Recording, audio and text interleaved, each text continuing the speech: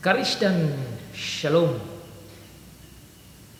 grace and peace from our Lord Jesus Christ, from the Father, and from the Holy Spirit be with you wherever you are. Kasih karunia dan damai sejahtera menyertai saudara dari Tuhan Yesus Kristus dan dari Allah Bapa dan dari Roh Kudus menyertai saudara di mana saja berada. Bacaan firman Tuhan bagi kita pada hari ini diambil dari Injil Yohanes pasal yang kedua, lanjutan dari bacaan dan perenungan khotbah Yohanes pasal 1 yang telah kita dalami bersama, kita dengar bersama pada minggu-minggu yang lalu. Mari saudara kita membuka firman Tuhan dari Yohanes pasal 2 ini. Kita akan membaca dari ayat yang pertama sampai ayat yang ke-12. The reading of the word of God is taken from John chapter 2, as we have done John chapter 1. Now we are in John chapter 2 and we will read from John chapter 2 verse 1 until verse 12. Here is the word of God. Demikianlah bunyi firman Tuhan. Pada hari ketiga ada perkawinan di Kana yang di Galilea, dan ibu Yesus ada di situ. Yesus dan murid-muridnya diundang juga ke perkawinan itu. Ketika mereka kekurangan anggur, ibu Yesus berkata kepadanya, mereka kehabisan anggur. Kata Yesus kepadanya, mau apakah engkau daripadaku, ibu? Saatku belum tiba. Tetapi ibu Yesus berkata kepada pelayan-pelayan, apa yang dikatakan kepadamu, buatlah itu. Situ ada 6 tempayan yang disediakan untuk pembasuhan menurut adat orang Yahudi, masing-masing isinya 2-3 puyung. Yesus berkata kepada pelayan-pelayan itu, isilah tempayan-tempayan itu penuh dengan air. Dan mereka pun mengisinya sampai penuh. Lalu kata Yesus kepada mereka, sekarang cedoklah dan bawalah kepada pemimpin pesta. Lalu mereka pun membawanya. Setelah pemimpin pesta itu mengecap air yang telah menjadi anggur itu, dan ia tidak tahu dari mana datangnya, tetapi pelayan-pelayan yang mencedok air itu mengetahuinya. Ia memanggil mempelai laki-laki dan berkata kepadanya, setiap orang yang menghidangkan anggur yang baik dahulu dan sesudah orang puas minum, barulah yang kurang baik, akan tetapi engkau menyimpan anggur yang baik sampai sekarang. Hari itu dibuat Yesus di Kana yang di Galilea sebagai yang pertama dari tanda-tandanya, dan dengan itu ia telah menyatakan kemuliaannya, dan murid-muridnya percaya kepadanya. Ya sudah itu, Yesus pergi ke Kapernaum bersama-sama dengan ibunya dan saudara-saudaranya dan murid-muridnya, dan mereka tinggal di situ hanya beberapa hari saja. Demikianlah jauh pembacaan firman Tuhan. Diberkati bagi setiap anak Tuhan yang membaca, yang mendengar, dan yang melakukan firman Tuhan. So far the reading of the word of God. Blessed is he who reads and those who listen and obey the word of God. Heavenly wine, anggur surgawi. Itulah tema bagi kita pada saat ini berhubungan dengan teks firman Tuhan yang kita baca tadi. Saudara,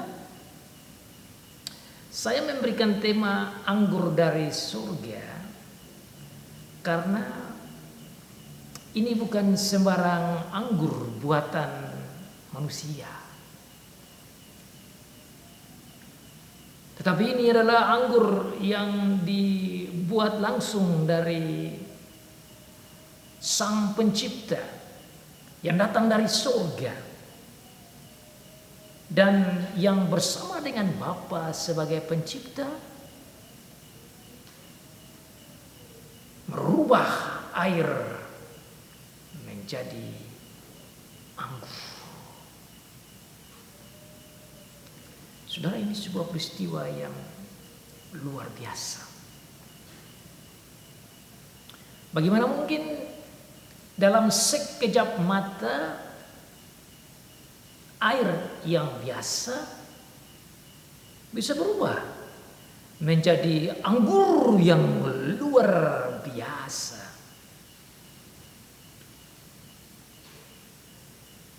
A common, normal water became a very valuable, even expensive, very tasty wine.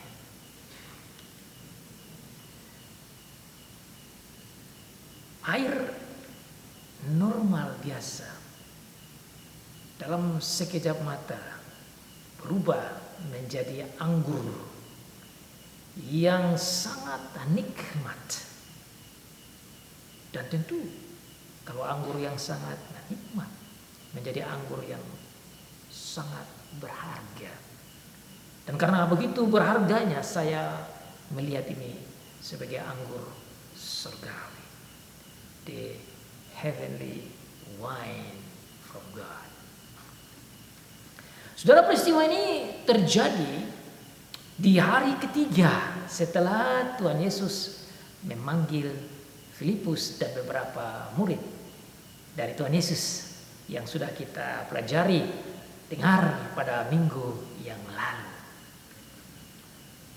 Tatkala Tuhan Yesus mengumpul beberapa dari murid awalnya itu, mereka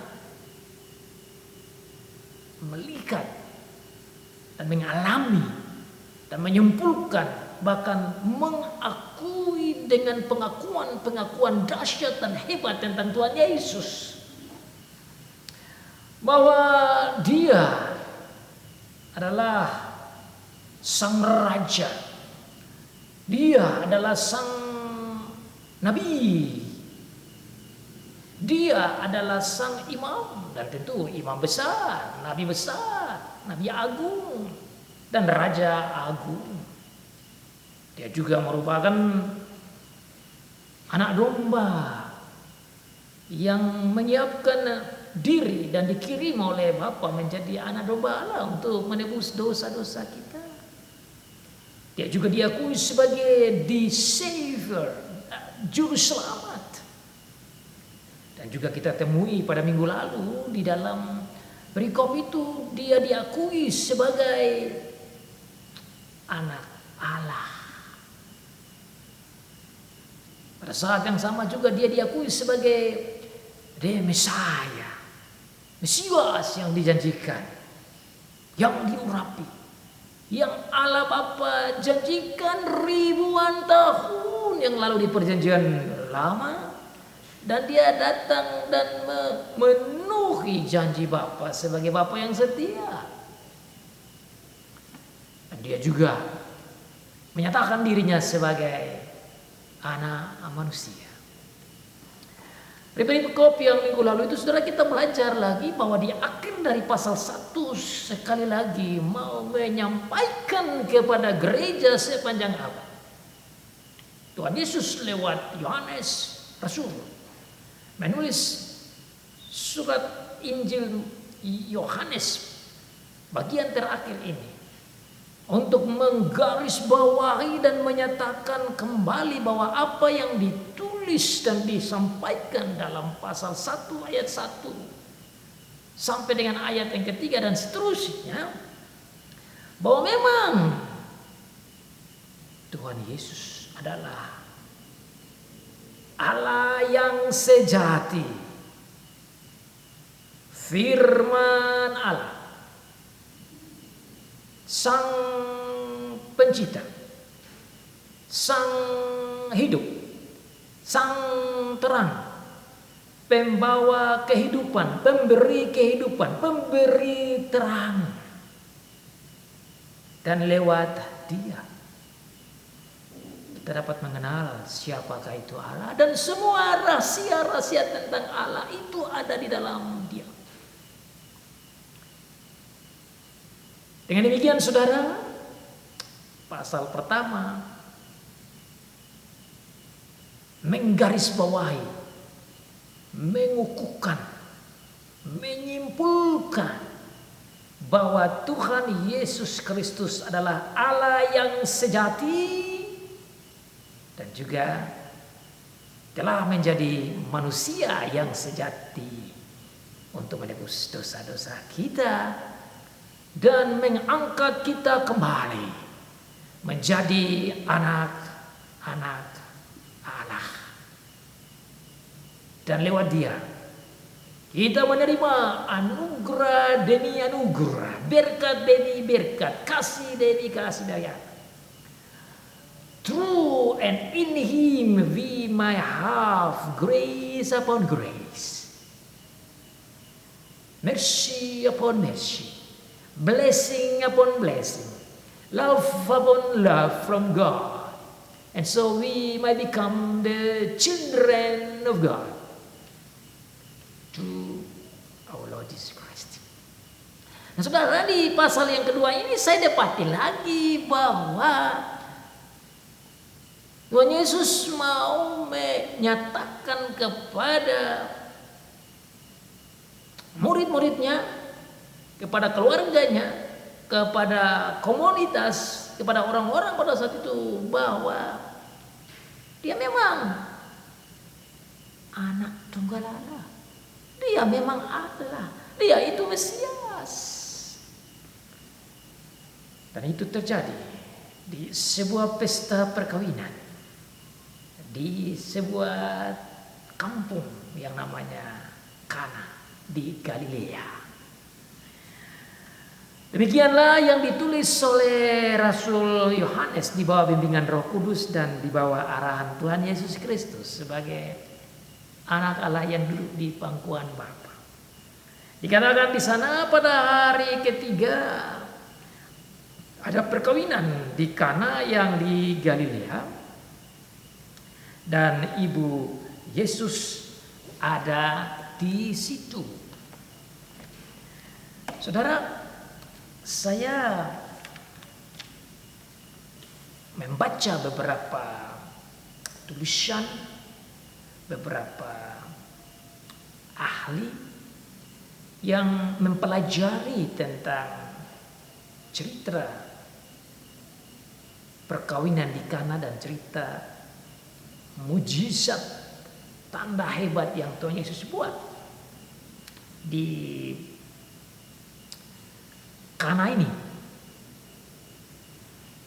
Saya ingin mencari tahu kira-kira berapa jauhkah jarak perjalanan dari Nazaret tempat Tuhan Yesus tinggal menuju ke Kana tempat pesta ini dibuat. Saudara juga bisa membuka di Google dan bisa melihat di sana. Disampaikan bahwa jarak sampai sekarang juga masih ada tempat-tempat itu dan dihitung jaraknya itu sekitar 4 mil.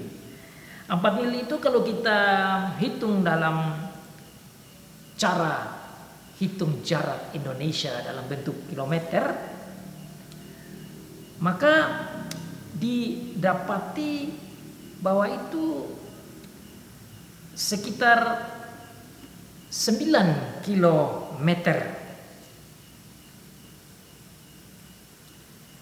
9 kilometer.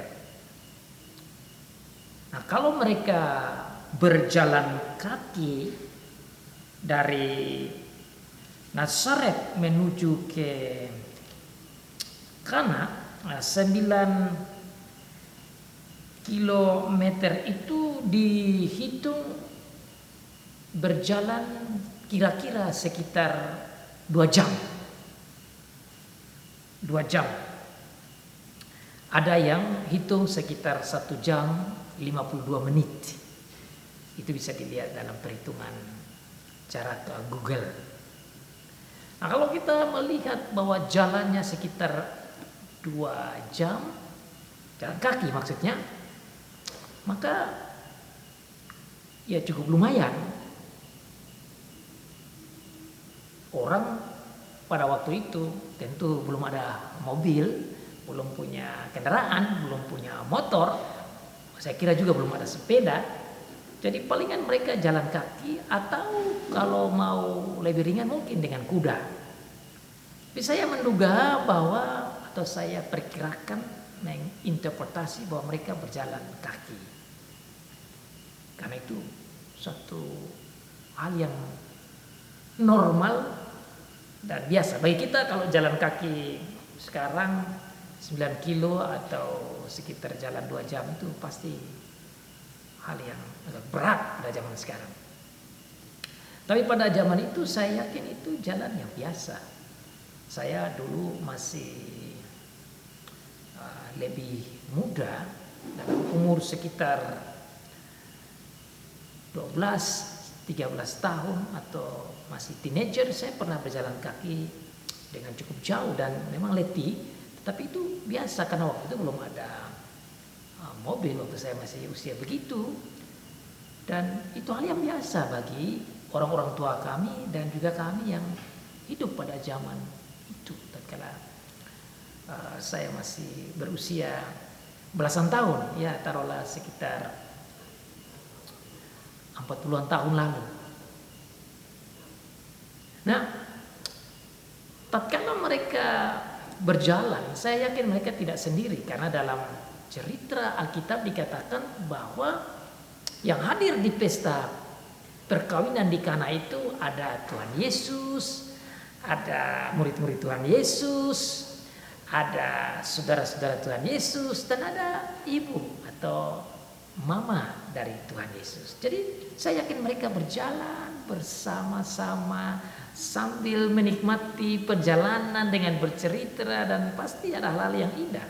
Tentu tidak semua dicatat di Alkitab karena Alkitab katakan kalau semua mau dicatat tentang apa yang Tuhan Yesus katakan dan buat, maka dunia ini tidak mampu menerima kitab-kitab tulisan tentang Tuhan Yesus. Sehingga hanya ditulis hal-hal yang penting sekali untuk iman dan keselamatan kita, termasuk peristiwa perkawinan di Kana ini. Namun ada baik kita melihat cerita itu dengan memberikan gambaran secara praktis agar kita tahu bahwa ini tidak terjadi tiba-tiba. Makanya tadi saya di awal menyampaikan bagaimana jarak antara Nazaret dan Kana, di mana kita temukan ada sekitar 9 km atau sekitar 1,52 menit, 1 jam 50 menit, atau taruhlah 2 jam perjalanan. Nah, tatkala Tuhan Yesus ada di sana mengikuti acara perkawinan itu, tiba mamanya atau ibunya yaitu Maria datang kepada Tuhan Yesus dan katakan bahwa anggur mereka telah habis.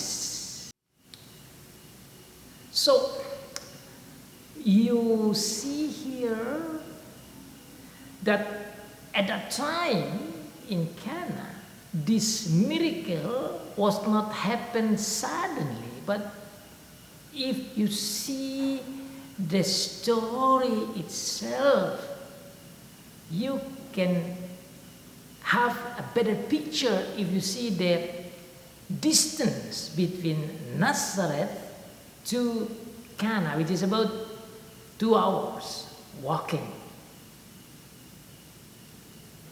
The Bible mentions it's about 4 miles. So if you see they are about 2 hours, or even if you count in kilometers, it's about 9 kilometers. Then they might talk together while they were walking, and there must be a lot of conversations during that walking time. And that's interesting, but the Bible did not write or mention all kind of details about that, because otherwise it will be too much talking about this story. But this is mentioned here specifically to help us to understand and to help our faith, and God decided to record this story in here about the wedding party itself. I think the focus is actually about Jesus' power as God. Lalu saudara dilihat di sana Yesus dan murid-muridnya diundang juga ke perkawinan itu, ayat 2. Kemudian ayat yang ketiga dikatakan bahwa mereka kekurangan anggur. Nah, tatkala dikatakan bahwa pada saat itu Tuhan Yesus diundang, murid-murid diundang, saudara-saudaranya juga diundang, kemudian ibu dari Tuhan Yesus juga diundang, maka kita boleh katakan bahwa ini adalah sebuah pesta kekeluargaan, yang mana tuan pesta memiliki hubungan kekeluargaan dengan Tuhan Yesus, dengan ibunya, dan tentu juga dengan saudara-saudara di sana, termasuk murid-muridnya. Saya pikir ini satu hal yang baik untuk kita pelajari dalam konteks kita, bahwa adalah hal yang baik kalau kita buat acara perkawinan, nikah, dan kita mengundang keluarga kita. Kita mengundang orang-orang yang berdekatan dengan kita, dan sangat menarik. Tatkala Tuhan Yesus diundang, tatkala ibunya diundang, tatkala saudara-saudaranya diundang sebagai keluarga, Tuhan Yesus juga membawa murid-muridnya. Berarti ada satu semangat kebersamaan.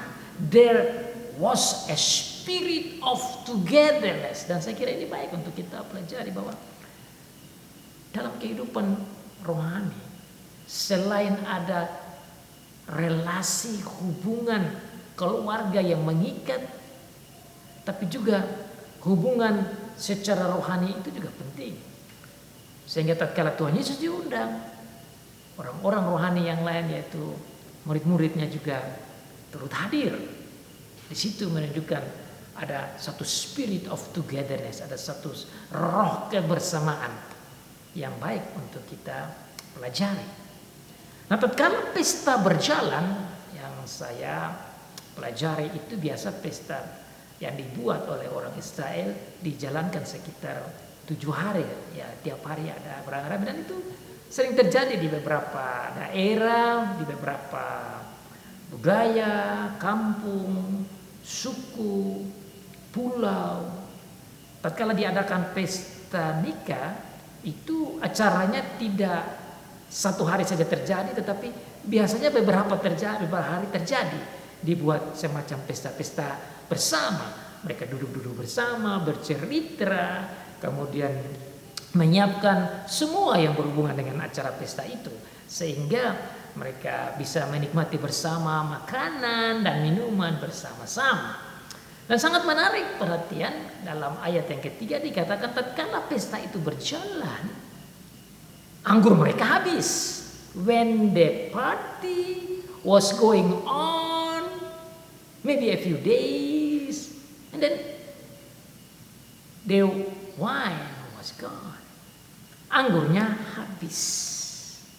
Ketika mereka kekurangan anggur, Ibu Yesus berkata kepadanya. Ini sangat menarik untuk kita renungkan bersama-sama, bahwa tatkala pesta itu berjalan, makanan minuman masih ada, tetapi anggur itu habis. Saya ingin mempelajari kenapa anggur itu penting. Dan menarik perhatian lagi, anggur ini seperti hal yang sangat dibutuhkan dalam acara pesta. Nah, ini perlu kita pelajari hati-hati, karena anggur yang digunakan oleh orang-orang Israel dan yang disiapkan oleh Tuhan Yesus ini berbeda dengan anggur yang kita minum di dalam budaya kita pada zaman sekarang. Kenapa? Karena anggur yang saya pelajari yang dinikmati oleh orang Israel termasuk pada saat ini, itu bukan anggur yang mempunyai alkohol yang tinggi yang membuat orang mabuk, tapi anggur ini bersifat minuman sehat yang membawa nikmat yang sangat enak dan selalu ada bersama dengan makanan minuman yang disiapkan. Anggur itu merupakan minuman kebahagiaan. Mereka di sana, orang-orang Israel, menggunakan anggur bukan untuk mabuk-mabukan, tetapi untuk menikmati suasana sukacita termasuk acara pesta ini.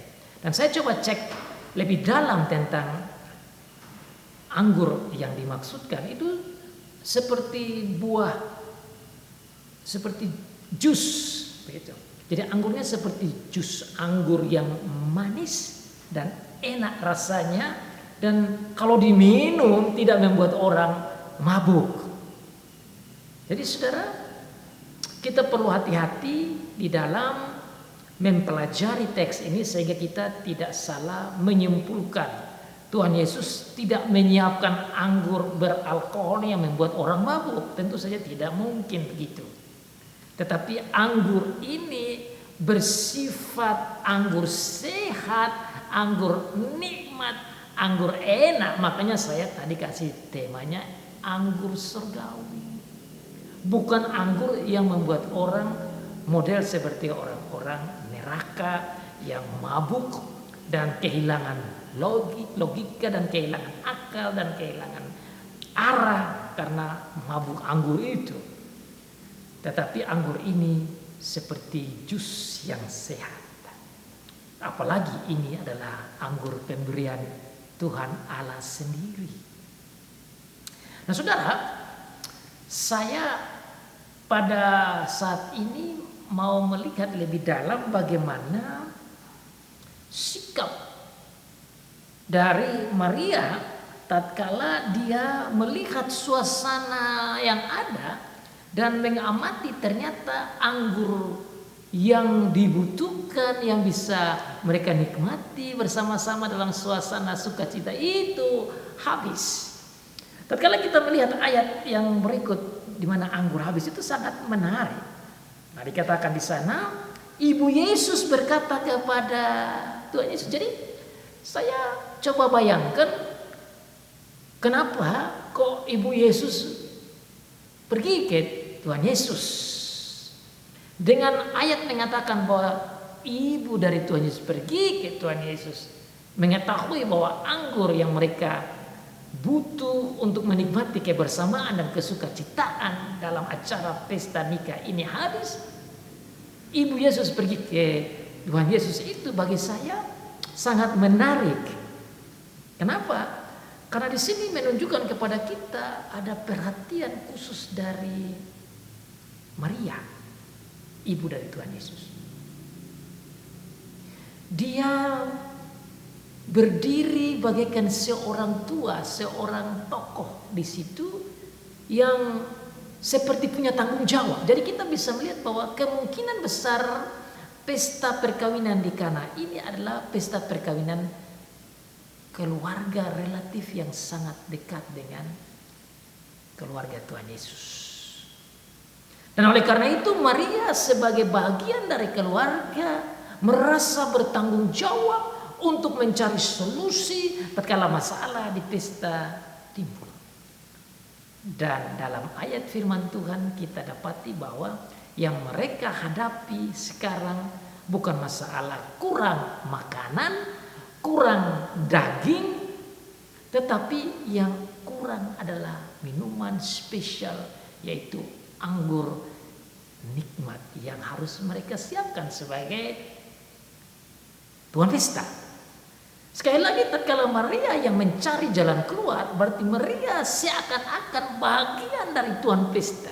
Dan kalau dia adalah bagian dari tuan pesta, maka dia bertanggung jawab untuk mencari solusi tatkala di pesta itu ada problemnya. Hari ini tatkala kita belajar, tatkala Tuhan Yesus ada di situ, mereka hadapi masalah kekurangan anggur. Nah, saudara, yang indah di sini, Maria tidak pergi ke keluarga besar untuk mencari solusi dengan mengumpul uang untuk pergi membeli anggur di tempat jualan anggur, atau pergi ke keluarga yang punya anggur untuk kumpul anggur-anggur dan bawa ke tempat pesta. Tetapi pada waktu masalah terjadi kekurangan anggur itu, dia mencari jalan ke anaknya, yaitu Tuhan Yesus. Maria sebagai ibu dari Tuhan Yesus tahu bahwa Tuhan Yesus akan memberi solusi. She knows that Jesus, his son, will give the right solution. She believes in him as his son, but she knows that his son, her son, which is Jesus, is also God. Maria tahu itu bahwa Tuhan Yesus bukan hanya anaknya secara manusia saja, tapi dia yakin dengan penuh bahwa anaknya ini selain manusia sejati, dia adalah Allah sejati. Dia tahu bahwa anaknya ini punya power, punya kemampuan, punya kelebihan, punya kehebatan sebagai Allah yang luar biasa. Itu dapat memberikan jalan keluar, yaitu bisa membuat sesuatu dan terjadilah anggur yang dibutuhkan. Kenapa Maria mengambil action, tindakan seperti itu? Saya yakin Maria punya pengetahuan yang luar biasa. Karena pertama-tama tatkala dia masih mau mengandung Tuhan Yesus, dia sudah mengalami pengalaman rohani di mana malaikat Tuhan datang dan menyatakan kepada dia bahwa anaknya yang dikandung itu adalah anak dari Roh Kudus. Roh Kudus akan bekerja dalam kandungannya.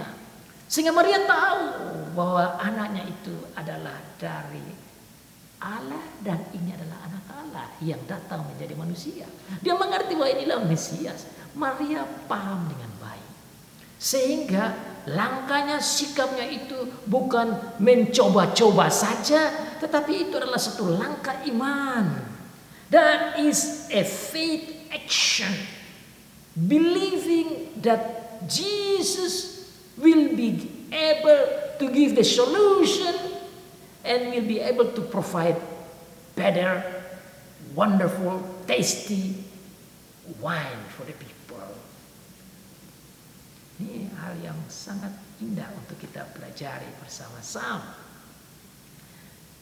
Sehingga saudara, tatkala dia pergi ke Tuhan Yesus dan Tuhan Yesus tidak langsung membuat tindakan mujizat, tapi dia tahu bahwa pasti akan terjadi. Makanya saudara lihat di ayat selanjutnya, kita bisa lompat dulu satu ayat untuk melihat bagaimana Maria punya tindakan.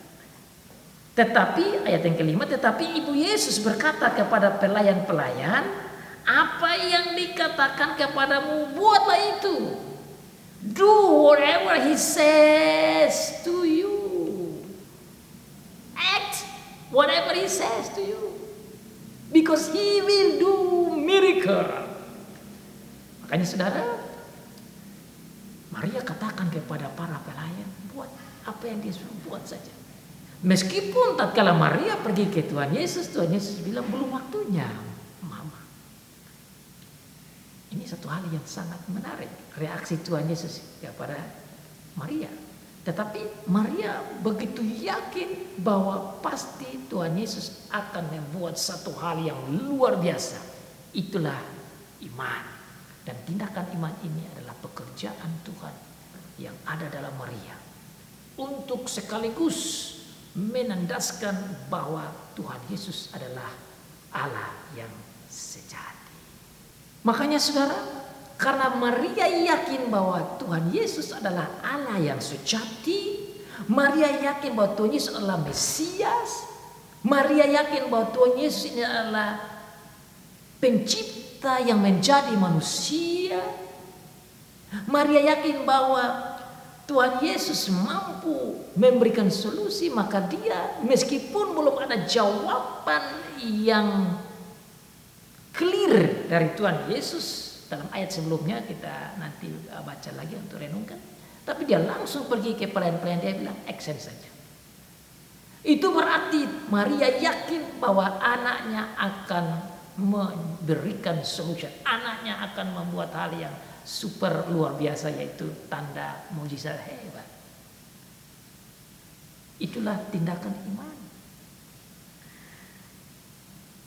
Sebelum Tuhan Yesus membuat mujizat itu, ada percakapan yang menarik untuk kita pelajari. Tuhan Yesus mendengar apa yang Maria katakan, mamanya katakan kepadanya. Kata Tuhan Yesus kepada Maria atau ibunya, mau apakah engkau daripadaku, Ibu? Saatku belum tiba. Nah saudara, ini hal yang sangat menarik karena di dalam bahasa Inggris atau dalam bahasa asli itu bisa disalah paham. Karena ini diterjemahkan dalam bahasa Indonesia lebih halus untuk menolong kita bahwa memang tujuannya begitu. Tuhan Yesus mengatakan kepada Maria sebagai ibu, tapi dalam bahasa asli itu dia bilang perempuan. Jadi kalau kita mau terjemahkan secara lurus dikatakan begini. Kata Yesus kepadanya, mau apakah engkau daripadaku, hai perempuan? Dengan kata perempuan, kalau bahasa kita sekarang itu sepertinya tidak sopan. Tetapi sebenarnya tatkala dia bilang hai perempuan, itu sebuah kata yang sangat respectful. Kata yang Tuhan Yesus pakai itu dalam bahasa Indonesia boleh katakan hai ibu atau mamaku. Jadi Tuhan Yesus sebenarnya bukan tidak menghormati mamanya, tetapi dengan mengatakan, mau apakah engkau daripadaku, hai perempuan? Maksudnya ibu yang terhormat, yang saya hormati, waktuku belum tiba. Saya menghormati engkau, mama. Saya menghormati engkau, ibu. Tetapi sekarang belum waktunya. Nah, tatkala Tuhan Yesus bilang sekarang belum waktunya, my time is not coming yet. Ini mau menunjukkan kepada kita bahwa Tuhan Yesus di dalam melaksanakan tugas sebagai manusia, karena yang mereka lihat ini adalah manusia, Allah yang menjadi manusia. Bahwa Tuhan Yesus sebagai manusia tidak semena-mena membuat tindakan miracle dengan begitu saja. Tuhan Yesus harus menunggu perintah dari Bapa. Tentu dia juga menghormati mamanya, ibunya. Tetapi bukan ibu omong dan dia langsung harus begitu. Memang dia harus menghormati ibunya sebagai orang tua, karena itu perintah Tuhan. Tetapi di balik itu Bapa surgawi di atas segalanya. Tuhan Yesus harus menunggu waktu dari Bapa. Dan tentu waktu Bapa, tatkala Bapa menyatakan yes action, dia menjalankan action itu sekaligus memenuhi permintaan dari ibunya. Tentu dalam ayat selanjutnya dikatakan bahwa di situ ada 4 tempayan yang disediakan untuk pembasuhan menurut adat orang Yahudi, dan masing-masing isinya ada 3 buyung. Dan Yesus berkata kepada pelayan-pelayan itu, isilah tempayan-tempayan itu penuh dengan air, dan mereka pun mengisinya sampai penuh. Lalu kata Yesus kepada mereka, sekarang cedoklah dan bawalah kepada pemimpin pesta. Lalu mereka pun membawanya. Setelah pemimpin pesta itu mengecap air yang telah menjadi anggur itu, dan ia tidak tahu dari mana datangnya, tapi pelayan-pelayan yang mencedok air itu mengetahuinya. Ia memanggil mempelai laki-laki dan berkata kepadanya, setiap orang menghidangkan anggur yang baik dahulu, dan sesudah orang puas minum, barulah yang kurang baik. Akan tetapi engkau menyimpan anggur yang baik sampai sekarang.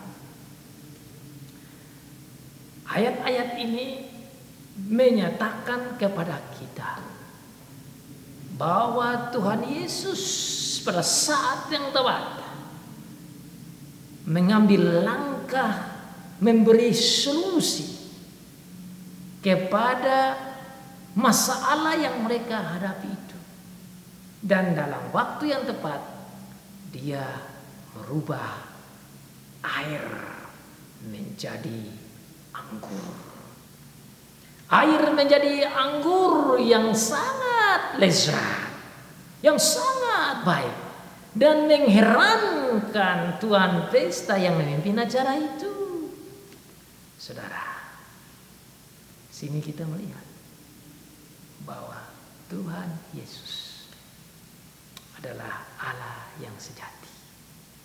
Dengan peristiwa anggur surgawi ini, kita dapati kealahan Tuhan Yesus yang sejati.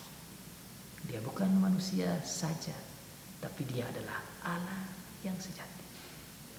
Allah yang sejati, yang dari surga sajalah yang bisa merubah air menjadi anggur surgawi. Sekaligus dia sajalah yang bisa memberikan solusi pada setiap masalah saudara dan saya. Kenapa dia bisa? Karena dia adalah Allah yang sejati. Syukur kita punya Allah yang sejati, yang mau menjadi manusia, dan tentu bisa memberikan kepada kita solusi yang tepat bagi setiap masalah kehidupan kita. Amin.